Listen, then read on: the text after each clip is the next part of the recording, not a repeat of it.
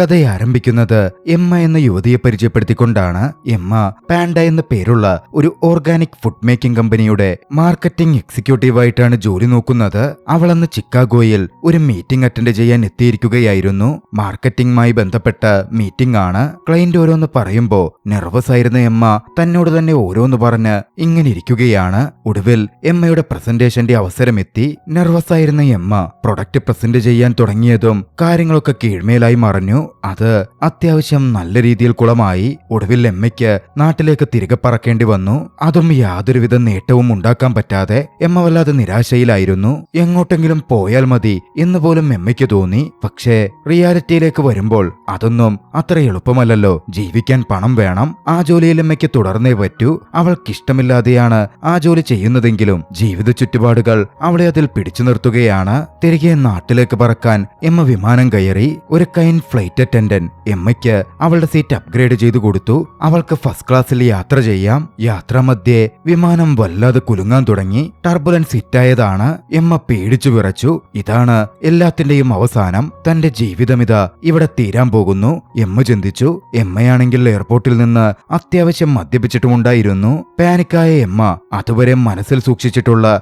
തന്റെ രഹസ്യങ്ങളും വിഷമങ്ങളും എല്ലാം തന്നെ തീരട്ടെ എന്ന് കരുതി മരിക്കുന്നതിന് മുമ്പ് അടുത്തിരുന്ന വ്യക്തിയോടങ്ങ് പറയാൻ തുടങ്ങി. ഒരു അപരിചിതനോട് സുമുഖനായ ഒരു യുവാവ് തന്റെ ജോലിയോട് തനിക്ക് വെറുപ്പാണെന്നും താൻ ആ കരിയറിൽ ട്രാപ്പായി പോയിരിക്കുകയാണ് എന്നും അവൾ പറഞ്ഞു. എന്റെ ഇപ്പോഴത്തെ പൊസിഷനിൽ ഞാൻ ഇരിക്കുന്നതിന് തന്നെ കാരണം എന്റെ റെസ്യൂമെയിൽ ഞാൻ കള്ളം എഴുതിയത് കൊണ്ടാണ് എന്നുവരെ എമ്മ കൂട്ടിച്ചേർത്തു. ഓരോന്നിങ്ങനെ പറഞ്ഞ് എമ്മയുടെ പേഴ്സണൽ ലൈഫിലേക്ക് വരെ അത് കടന്നു. ജീവിതത്തിലുടനീളം അവൾ കൊണ്ടു നടക്കുന്ന ഇൻസെക്യൂരിറ്റികളെ പറ്റിയും മറ്റുള്ളവരുമായി തന്നെ കമ്പയർ ചെയ്യുന്നതിനെ പറ്റിയും എന്തിനേറെ പറയുന്നു ലിപ്ബാമുകൾ മോഷ്ടിക്കുന്നതിനെ പറ്റിയും കൃത്യമായി തന്റെ അടിവസ്ത്രങ്ങൾ കഴുകാത്തതിനെ പറ്റി പോലും അവൾ അങ്ങ് പറഞ്ഞുകൊണ്ടേയിരുന്നു. തൊട്ടുപുറകെ ആ സംസാരം എമ്മയുടെ ലവ് ലൈഫിലേക്ക് കടന്നു. എമ്മയ്ക്കൊരു ബോയ് ഫ്രണ്ട് ഉണ്ട്. കോണർ എന്നാണ് അയാളുടെ പേര്. എമ്മയുടെ കൂടെ ഓഫീസിൽ വർക്ക് ചെയ്യുന്ന വ്യക്തി. പക്ഷെ ആ ലവ് ലൈഫിൽ എമ്മ തൃപ്തിയായിരുന്നില്ല. അവരുടെ ശാരീരിക ബന്ധത്തിലോ പ്രണയബന്ധത്തിലോ ഒന്നും എമ്മയ്ക്ക് സാറ്റിസ്ഫാക്ഷൻ ഇല്ല. പക്ഷേ എന്നാലും അതങ്ങനെ മുമ്പോട്ട് കൊണ്ടുപോകാൻ എമ്മ എപ്പോഴും കള്ളം പറഞ്ഞുകൊണ്ടിരിക്കുകയാണ്. എമ്മ ഇങ്ങനെ വാവിട്ട കോടാലി പോലെ എല്ലാം പറഞ്ഞുകൊണ്ടിരിക്കുന്നതിനിടയിൽ സ്ട്രേഞ്ചർ എമ്മയെ വിളിച്ചിട്ട് പറഞ്ഞു, നോക്ക്, വിമാനം സുരക്ഷിതമായി ലാൻഡ് ചെയ്തു കേട്ടോ. ഒരു നിമിഷം എമ്മ ഷോക്കായി. എല്ലാം അവസാനിച്ചു എന്ന് ചിന്തിച്ചെടുത്തു നിന്ന് വീണ്ടും ജീവിതത്തിലേക്ക് തിരികെ ഒരു മടക്കം. അതോ അത്ര നേരം താനൊരു അപരിചിതനോട് ഇങ്ങനെ എല്ലാ കാര്യങ്ങളും വിളമ്പിയല്ലോ എന്നോർത്തപ്പോൾ എമ്മയ്ക്ക് സ്വയം നാണക്കേട് തോന്നി. പെട്ടെന്ന് തന്നെ അവൾ അവിടെ നിന്ന് പുറത്തേക്ക് കടന്നു. പുറത്ത് കോണർ അവളെ സ്വീകരിക്കാൻ എത്തിയിരുന്നു. എമ്മയെ അന്ന് സ്വീകരിക്കാൻ നേരം കോണർ എമ്മയ്ക്കടുത്തെത്തി പറഞ്ഞു, നമ്മുടെ റിലേഷൻഷിപ്പ് അടുത്ത ഘട്ടത്തിലേക്ക് കൊണ്ടുപോവാൻ സമയമായി. നമുക്കൊന്നിച്ച് ജീവിക്കാൻ തുടങ്ങിയാലോ? ഒരു ലിവ് ഇൻ റിലേഷൻഷിപ്പ്. അത് കേട്ടതും പെട്ടെന്ന് എമ്മ ആകെ വല്ലാതായി. അവളങ്ങ് പൊട്ടിക്കരയാനും തുടങ്ങി. സന്തോഷമാണോ സങ്കടമാണോ എന്നൊന്നും അവൾക്ക് മനസ്സിലാവുന്നുണ്ടായിരുന്നില്ല. കോണറോട് അവൾ ഓക്കെ പറഞ്ഞു. കരഞ്ഞുപോയ അവളെ കോണർ കെട്ടിപ്പിടിച്ച് ആശ്വസിപ്പിച്ചു. പക്ഷേ അടുത്ത ദിവസമാണ് കോണർ താൻ ആത്മാർത്ഥമായി പ്രണയിക്കുന്നില്ലല്ലോ, അവനോട് ഓക്കെ പറഞ്ഞത് അബദ്ധമായല്ലോ എന്നമ്മ ചിന്തിക്കുന്നത്. എന്തായാലും എമ്മ ജോലി സ്ഥലത്തേക്ക് പുറപ്പെട്ടു. സുഹൃത്തായ കേസിക്കൊപ്പമായിരുന്നു എമ്മ പോയത്. ഓഫീസിലെത്തുമ്പോ എല്ലാവരും ഓഫീസ് ക്ലീൻ ചെയ്തുകൊണ്ടിരിക്കുവാണ്. കാര്യമായി ഓഫീസ് പ്രിപ്പയർ ആക്കുന്നുമുണ്ട്. എന്താ നടക്കുന്നത് എമ്മയ്ക്ക് മനസ്സിലായില്ല. വൈകാതെ അവൾ ആ കാര്യം മനസ്സിലാക്കി. അവരുടെ പുതിയ സിഇഒ ജാക്ക് ഹാർപ്പർ അന്നെത്തും. അവൾ അങ്ങനെ നിൽക്കെ അവളുടെ ബോസായ സിബില് അവളെ അടുത്തേക്ക് വിളിപ്പിച്ചു. എമ്മ അത്യാവശ്യം ഭയപ്പെട്ടിരുന്നു. മനസ്സിൽ ഇതെന്റെ ഈ ജോലിയിലെ അവസാന ദിവസം ആവല്ലേ എന്ന് മാത്രം അവൾ പ്രാർത്ഥിച്ചുകൊണ്ടിരുന്നു. കാരണം നേരത്തെ പോയ മീറ്റിംഗ് അത്യാവശ്യം നല്ല കുളമാക്കിയിട്ടാണല്ലോ അവൾ തിരികെ വന്നിരിക്കുന്നത്. അതിന്റെ ഭയം അവൾക്കുണ്ടായിരുന്നു. സിബിൽ അത്യാവശ്യം നല്ല രീതിയിൽ എമ്മയെ വഴക്ക് പറഞ്ഞെങ്കിലും എമ്മയ്ക്കൊരു അവസരം കൂടി അനുവദിച്ചു. വാണിങ്ങും അത്യാവശ്യം ക്ലിയർ ആയിരുന്നു. എമ്മയുടെ പക്കൽ നിന്നും ഒരു മിസ്റ്റേക്ക് കൂടി ഉണ്ടായാൽ എമ്മ ആ ജോലിയിൽ നിന്ന് പുറത്താക്കപ്പെടും. അധികം വൈകാതെ സിഇഒ ജാക്ക് ഓഫീസിലേക്ക് എത്തി. ജാക്കിനെ കണ്ടതും എമ്മ അക്ഷരാർത്ഥത്തിൽ ഞെട്ടി. തലേന്ന് താൻ തന്റെ സീക്രട്ടുകളൊക്കെ വിളിച്ചു പറഞ്ഞ പ്ലെയിനിൽ തന്റെ തൊട്ടടുത്തിരുന്ന അതേ സ്ട്രേഞ്ചർ അയാൾ തന്റെ സിഇഒ ആയി വരും എന്നെമ്മ ഒട്ടും തന്നെ പ്രതീക്ഷിച്ചിരുന്നില്ല. അതോടുകൂടി എമ്മ ജാക്കിന് മുഖം കൊടുക്കാതെ മറഞ്ഞിരിക്കാൻ ശ്രമിച്ചു. പക്ഷേ എത്ര നേരം മറഞ്ഞിരിക്കാൻ പറ്റും? എമ്മയുടെ ബോസായ സിബില് തന്നെ ജാക്കിനെ എമ്മയുടെ അടുത്തേക്ക് പരിചയപ്പെടുത്താൻ കൊണ്ടുവന്നു. എമ്മ ആകെ പരുങ്ങല്ലായി പോയിരുന്നു. അവൾക്ക് സങ്കടവും ദേഷ്യവും ഒക്കെ വരുന്നുണ്ട്. എന്നാലോ എന്നാലും ആദ്യമായി കാണുന്ന പോലെ സിഇഒയുടെ മുമ്പിൽ നിൽക്കാൻ അവൾ ശ്രമിച്ചു. കൂട്ടത്തിൽ ജാക്ക് സംസാരിക്കുന്നതും എമ്മ കേട്ടു. ഓഫീസ് സ്റ്റാഫ്സും ഓഫീസ് ഫെസിലിറ്റീസും തീർത്തും ശരിയല്ല എന്ന മട്ടിലായിരുന്നു ജാക്കിന്റെ വാക്കുകൾ. എമ്മ വല്ലാതെ നെർവസായി. ജോലി നഷ്ടപ്പെടുമോ എന്നുപോലും അവൾ ഭയന്നു. ജോലി നഷ്ടപ്പെട്ടാൽ കാര്യങ്ങളൊക്കെ വഷളാകും. ഒടുവിൽ ധൈര്യം സംഭരിച്ച് എമ്മ ജാക്കിന്റെ മുമ്പിലെത്തി. ഓഫീസിൽ ചെന്ന് ജാക്കിനെ കണ്ട് എമ്മ പറഞ്ഞു, പ്ലെയിനിൽ വെച്ച് ഇന്നലത്തെ ആ ഒരു അവസ്ഥയിൽ ഞാനൊക്കെ പറഞ്ഞുപോയതാണ്. ദയവ് ചെയ്ത് ജോലിയിൽ നിന്ന് എന്നെ പിരിച്ചുവിടരുത്. ഞാൻ പറഞ്ഞ കാര്യങ്ങളൊക്കെ അങ്ങ് മറന്നു കളഞ്ഞേക്കണം. എല്ലാം കേട്ട് ജാക്ക് പറഞ്ഞു, അതിനെന്താ, ഒരു കുഴപ്പവുമില്ല. ജാക്ക് അതൊന്നും വലിയ കാര്യമായി തന്നെ എടുത്തിരുന്നില്ല. മനസ്സിലെ ഇൻസെക്യൂരിറ്റീസും പേടിയും ദേഷ്യവും ഒക്കെ തുറന്നു പറയുന്നത് അത്ര വലിയ തെറ്റൊന്നുമല്ലല്ലോ. പക്ഷേ പോകുന്നതിനു മുമ്പ് എമ്മയെ വിളിച്ച് ജാക്ക് ഒരു കാര്യം പറഞ്ഞു. ഞാൻ ഷിക്കാഗോയിൽ പോയിരുന്നു, വിമാനത്തിൽ തിരികെ വന്നു എന്ന കാര്യമൊന്നും മറ്റാരും അറിഞ്ഞേക്കരുത്. ഒരു മടിയും കൂടാതെ എമ്മ അപ്പോൾ തന്നെ പറഞ്ഞു, ഞാൻ ആരോടും പറയില്ല. ജീവിതാവസാനം വരെ ആ സീക്രട്ട് ഞാൻ മനസ്സിൽ സൂക്ഷിക്കും. ജോലി കഴിഞ്ഞ് എമ്മ കൂട്ടുകാരോട് തൊത്തുകൂടി. ജീവിതത്തിൽ നടന്ന ആ കഴിഞ്ഞ കാര്യങ്ങളെല്ലാം എമ്മ അവരോട് വിശദമായി പറഞ്ഞു. ലിസി എന്നും ഗമ്മയെന്നുമായിരുന്നു എമ്മയുടെ അടുത്ത കൂട്ടുകാർ കൂടിയായ ആ റൂംമേറ്റ്സിന്റെ പേരുകൾ. പിന്നാലെ കോണറുമായുള്ള റിലേഷൻഷിപ്പിന്റെ കാര്യവും അതെത്രമാത്രം കോംപ്ലിക്കേറ്റഡ് ആണെന്നും ഒന്നിച്ച് മൂവ് ഔട്ട് ചെയ്യാൻ തീരുമാനിച്ചതിനെ പറ്റിയുമെല്ലാം കൂട്ടുകാരോട് അവൾ പങ്കുവെച്ചു. ആ സമയത്താണ് എമ്മ തന്റെ പെട്ടെന്നെടുത്ത ആ തീരുമാനം എത്ര മണ്ടത്തരമായി എന്നൊന്നുകൂടി ആലോചിക്കുന്നത്. അടുത്ത ദിവസം പതിവ് പോലെ എമ്മ ഓഫീസിലെത്തി. എല്ലാവരും പുതിയ സിഇഒ ജാക്കിനെ ഇംപ്രസ് ചെയ്യിക്കാനുള്ള നിരന്തര കഷ്ടപ്പാടിലാണ്. എമ്മയാകട്ടെ ജാക്കിന്റെ കണ്ണിൽപ്പെടാതെ ഒഴിഞ്ഞുമാറി നടക്കുന്നു. ജാക്ക് ഒന്ന് ഇവിടം വിട്ടു പോയെങ്കിൽ ഒരിക്കലും തിരിച്ചു വരാതിരുന്നെങ്കിൽ എന്നുപോലും ഒരു ഘട്ടത്തിൽ എമ്മ ചിന്തിച്ചു പോയിരുന്നു. കാര്യം എമ്മയുടെ സീക്രട്സ് ഒക്കെ ജാക്കാരോടും പറയില്ല എന്നൊക്കെ വാക്കുകൊടുത്തിട്ടുണ്ട്. എന്നാലും എമ്മ ഒരുപാട് അൺഈസിയായി ഫീൽ ചെയ്തു. എമ്മ അങ്ങനെ ഇരിക്കുമ്പോഴാണ് കേസി ഒരു ചായക്ക് ക്ഷണിക്കാൻ വേണ്ടി അങ്ങോട്ടേക്ക് എത്തുന്നത്. പുറത്തേക്ക് വരാൻ കേസി എമ്മയ്ക്ക് സിഗ്നൽ കൊടുത്തു. പക്ഷേ ജാക്ക് തൊട്ടപ്പുറയുണ്ട്. എമ്മ അതുകൊണ്ട് മടിച്ചിരിക്കുകയായിരുന്നു. ജാക്ക് അത് മനസ്സിലാക്കിയതും കേസിക്കൊപ്പം കോഫി കുടിക്കാൻ പോകാൻ ജാക്ക് എമ്മയ്ക്ക് അനുവാദം നൽകി. കോഫിയൊക്കെ കുടിച്ച് എമ്മ നേരെ വന്നു കയറിയത് ജാക്കുള്ള അതേ ലിഫ്റ്റിലേക്കായിരുന്നു. വളരെ കാമായി നോർമലായി താൻ ഉള്ളതായി ജാക്കിന് മുമ്പിൽ ആക്ട് ചെയ്യാൻ എമ്മ പരമാവധി ശ്രമിച്ചു. പക്ഷേ പെട്ടെന്നായിരുന്നു കോണറും അതേ ലിഫ്റ്റിലേക്ക് വന്നു കയറിയത്. അതോടെ എമ്മ പിടിച്ചു വെച്ചിരുന്ന ധൈര്യമൊക്കെ ചോർന്നുപോയി. ജാക്കും കോണറും സംസാരിക്കാനും ആരംഭിച്ചു. ഒരു ഘട്ടത്തിൽ അവരിരുവരുടെയും റിലേഷൻഷിപ്പിനെ പറ്റി തനിക്കറിയാം എന്ന് ജാക്ക് പറഞ്ഞതും കോണർ ഒന്ന് പാനിക്കായി. കോണർ പറഞ്ഞു, പേഴ്സണൽ കാര്യങ്ങൾ ഞങ്ങളുടെ വർക്കിനെ ഒരു തരത്തിലും ബാധിക്കില്ല, അത് ഞാൻ ഉറപ്പു തരാം. കുറച്ചു സമയത്തിനു ശേഷം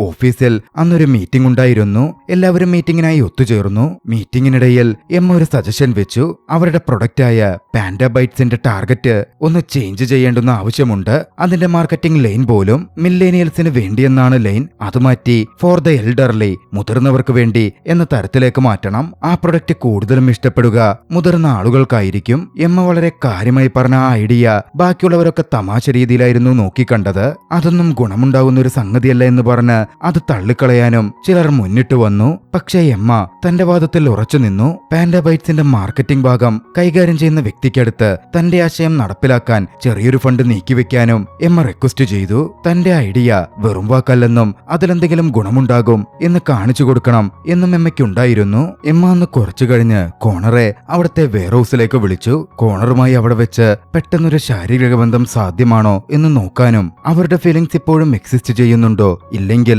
ഇതും ഇപ്പോൾ കടന്നുപോകുന്ന ഒരു ഫേസ് മാത്രമാണോ എന്നും തിരിച്ചറിയാനും വേണ്ടിയിട്ടായിരുന്നു അത്. കോണർ പക്ഷേ അവളുടെ ഫീലിംഗ്സിനെ മതിക്കാനോ അതിന് വില കൊടുക്കാനോ തയ്യാറായില്ല. അതോടെ ഇരുവരും തമ്മിൽ ഒന്നും രണ്ടും പറഞ്ഞ് വാക്കുതർക്കം ആരംഭിച്ചു. നീണ്ട വാഗ്വാദത്തിനും സംസാരങ്ങൾക്കും ഒക്കെയൊടുവിൽ കോണറിനടുക്കൽ ആത്മാർത്ഥമായി തനിക്കൊരു സ്നേഹവുമില്ലെന്നും ഒരു ഫീലിംഗ്സും അവശേഷിക്കുന്നില്ലെന്നും എമ്മ തിരിച്ചറിഞ്ഞു. അതോടെ അവരുടെ ആ റിലേഷൻഷിപ്പിനും അവസാനമാവുകയായിരുന്നു.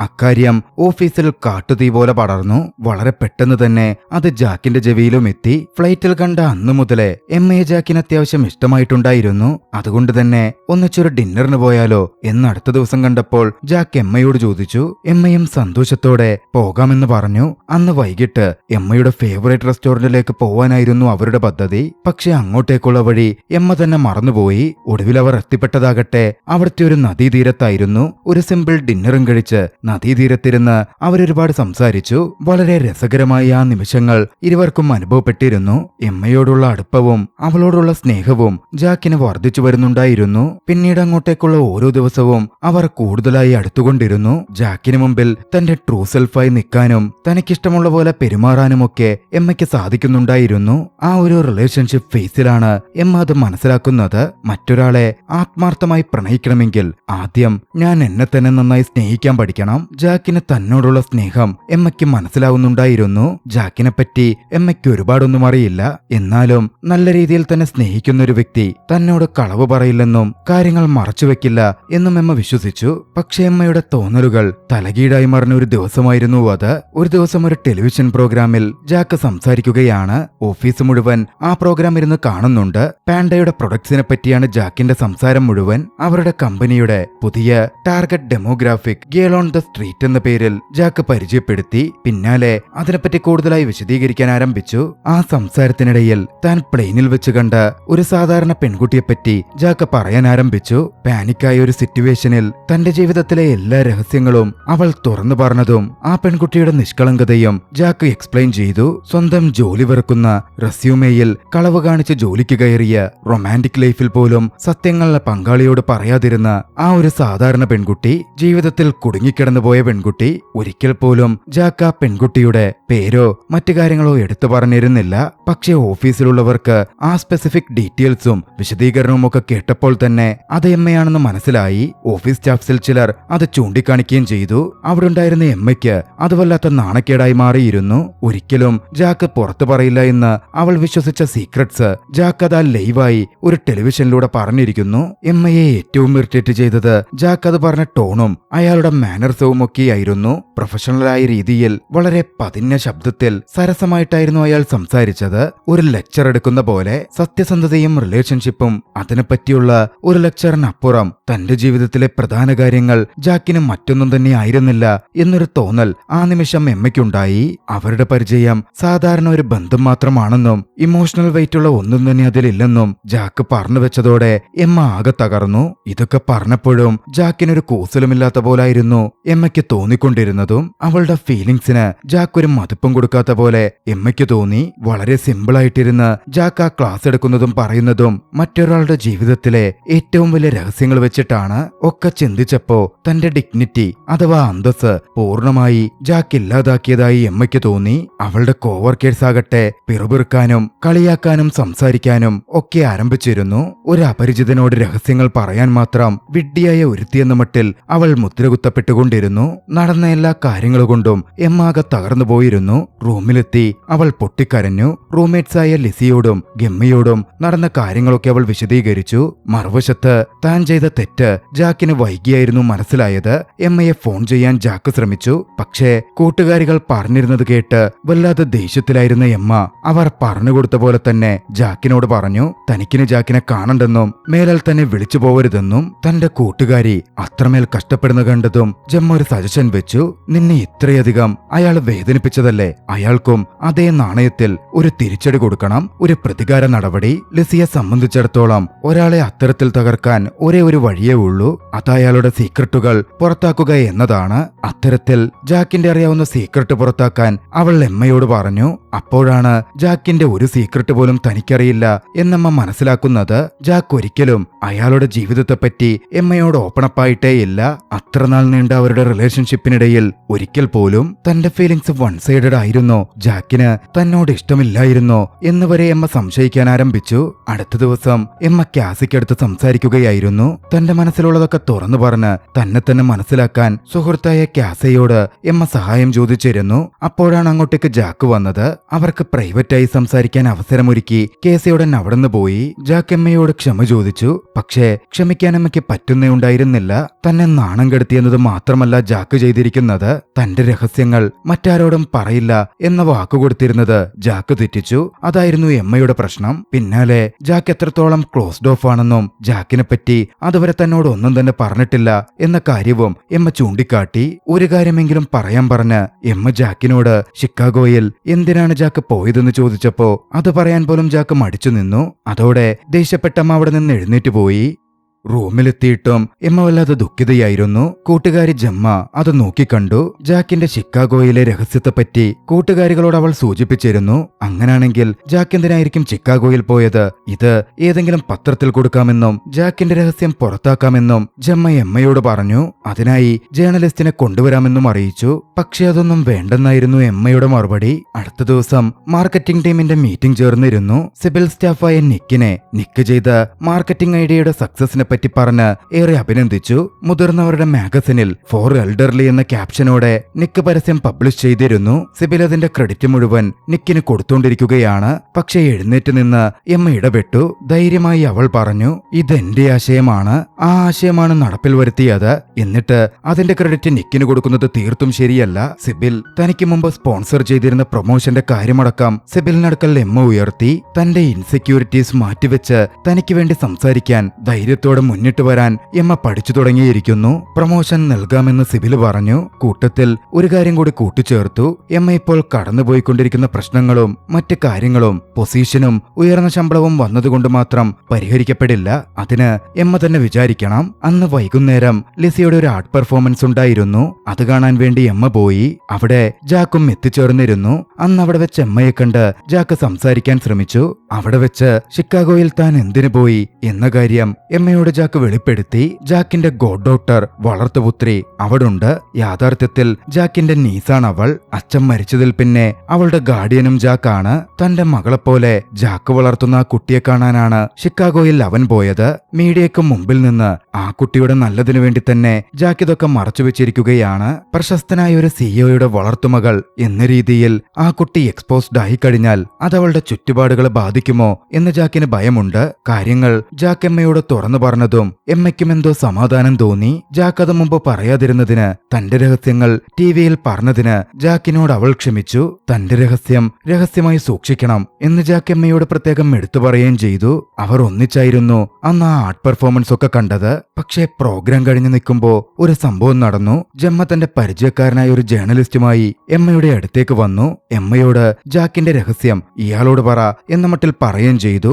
അങ്ങോട്ടേക്ക് കടന്നു വന്ന ജാക്ക് അത് കേട്ടിരുന്നു. ജാക്ക് തെറ്റിദ്ധരിച്ചു. വല്ലാതെ ഹർട്ടായ ഡിസപ്പോയിന്റഡ് ആയ ജാക്ക് ദേഷ്യത്തിൽ അവിടെ നിന്ന് പോവാൻ തുടങ്ങി. എമ്മ ജാക്കിന്റെ പിന്നാലെ ഓടി വന്നു. അവിടം വിട്ട് ചിക്കാഗോയിലേക്ക് പോകാൻ ജാക്ക് തീരുമാനിച്ചിരുന്നു. പുറപ്പെടാൻ ഒരുങ്ങി ജാക്ക് വിമാനത്താവളത്തിലെത്തി. വിമാനത്തിലും കയറി. എമ്മ വിവരമറിഞ്ഞപ്പോൾ ഒട്ടും മടിച്ചില്ല. അവളും ടിക്കറ്റ് എടുത്ത് നേരെ വിമാനത്തിൽ കയറി. ജാക്കിനടുക്കൽ സത്യങ്ങൾ പറഞ്ഞ് ബോധ്യപ്പെടുത്തണം, അത്രയേ എമ്മയ്ക്കുണ്ടായിരുന്നുള്ളൂ. അങ്ങനെ പുറപ്പെട്ടു പോകുന്നതിൽ നിന്ന് ജാക്കിനെ തടയാൻ എമ്മ ശ്രമിച്ചു. അത്രനാളും താൻ മറ്റുള്ളവർ പറയുന്നതാണ് കേട്ടിരുന്നതെന്നും തന്റെ ഹൃദയം പറയുന്നത് കേട്ടിരുന്നേയില്ല എന്നും. പക്ഷെ ഇപ്പോൾ അങ്ങനല്ല, ഞാൻ എന്റെ ഹൃദയം പറയുന്നത് കേൾക്കാൻ തീരുമാനിച്ചെന്നും അവൾ ജാക്കിനോട് പറഞ്ഞു. ജാക്കിന്റെ കൂടെയായിരുന്നപ്പോൾ മാത്രമാണ് അവൾക്ക് അവളായി നിൽക്കാൻ പറ്റിയിരുന്നത്. അവളുടെ ആ ട്രൂ സെൽഫിനെയാണ് ജാക്ക് ഇഷ്ടപ്പെട്ടതും. ഞാൻ ജാക്കിനെ ആത്മാർത്ഥമായി സ്നേഹിക്കുന്നുണ്ട്. അത്തരത്തിൽ ആത്മാർത്ഥമായി പ്രണയിക്കുന്ന ഒരാളുടെ സീക്രട്ട് ഞാൻ ഒരിക്കലും പുറത്തുവിടില്ല. ജാക്കിന്റെ ഒരു രഹസ്യവും ഇതുവരെ ഞാൻ പുറത്തു പറഞ്ഞിട്ടുമില്ല. എല്ലാം കേട്ടിട്ടും ജാക്ക് മിണ്ടാതിരിക്കുകയായിരുന്നു. എമ്മ പിന്നാലെ അവിടുന്ന് മാറി എക്കണോമിക് ക്ലാസ്സിലെ തന്റെ സീറ്റിൽ വന്നിരുന്നു. കുറച്ചു കഴിഞ്ഞതും ജാക്ക് അങ്ങോട്ടേക്ക് വന്നു. എമ്മയ്ക്ക് അടുത്ത സീറ്റിലിരുന്നയാളെ തന്റെ ഫസ്റ്റ് ക്ലാസ് സീറ്റിലേക്ക് പറഞ്ഞയച്ചു. അവൾക്കടുത്തിരുന്ന് അവളോടായി സംസാരിക്കാൻ തുടങ്ങി. അവളോട് തന്റെ ജീവിതത്തിലെ എല്ലാ രഹസ്യങ്ങളും തന്നെപ്പറ്റിയും മുഴുവനായും ജാക്ക് പറഞ്ഞുകൊണ്ടിരുന്നു. താൻ ആത്മാർത്ഥമായി അവളെ സ്നേഹിക്കുന്നുണ്ട് എന്നവളെ മനസ്സിലാക്കി കൊടുക്കാൻ ജാക്ക് കണ്ടെത്തിയ വഴിയായിരുന്നു അത്. അവർ ഒന്നുചേരുമെന്ന സൂചനയോടെ ചലച്ചിത്രം അവസാനിക്കുന്നു. രസകരമായ ഈ ഒരു ചലച്ചിത്രം നിങ്ങൾക്കിഷ്ടമായെങ്കിൽ വീഡിയോ ലൈക്ക് ചെയ്യുക. അഭിപ്രായങ്ങളും നിർദ്ദേശങ്ങളും കമന്റുകളിൽ രേഖപ്പെടുത്തുക. കഴിയുമെങ്കിൽ ചാനൽ സബ്സ്ക്രൈബ് ചെയ്തും കൂട്ടുകാർക്ക് ഷെയർ ചെയ്തു കൊടുത്തും ഞങ്ങളെ സപ്പോർട്ട് ചെയ്യുക. അടുത്ത എപ്പിസോഡിൽ മറ്റൊരു മികച്ച ചലച്ചിത്രവുമായി നമുക്ക് കണ്ടുമുട്ടാം. അതുവരെ ബൈ.